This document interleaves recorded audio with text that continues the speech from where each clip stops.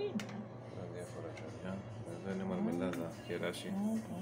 Θέλει να διαλέξει το παχάνια. Κοίτα να δεις. Φοβερά, Αυτό μου έκανε λίγο. Εδώ έχει Σαν να δικό του κουταλί. διάφορες σως. Cereals δημητριακά. Πίτσα, ψωμάκι.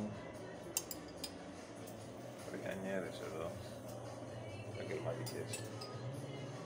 Διάφορα είδη ψωμιών.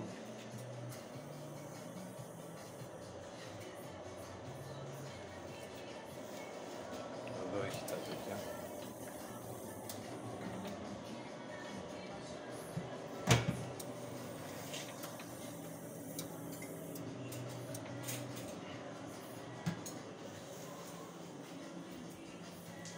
Εδώ είναι το boiler με ζεστό νερό. Αυτά κάπου το έχω ξαναδεί. Διάφορες καφέδες. Εδώ μηχανή καφέ.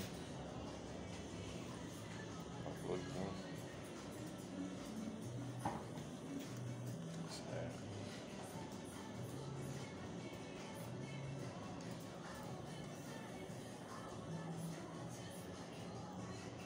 Ιαπώνια, βασιλικούς, αβοκάντο, μαρτίνια, αραπανάκια, τυράκια διάφορα εδώ.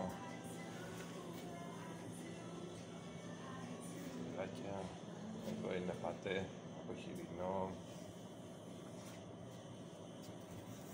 ρέγγες, εδώ το ίδιο με ζελέ, χοιρινό πάλι, σούπερ.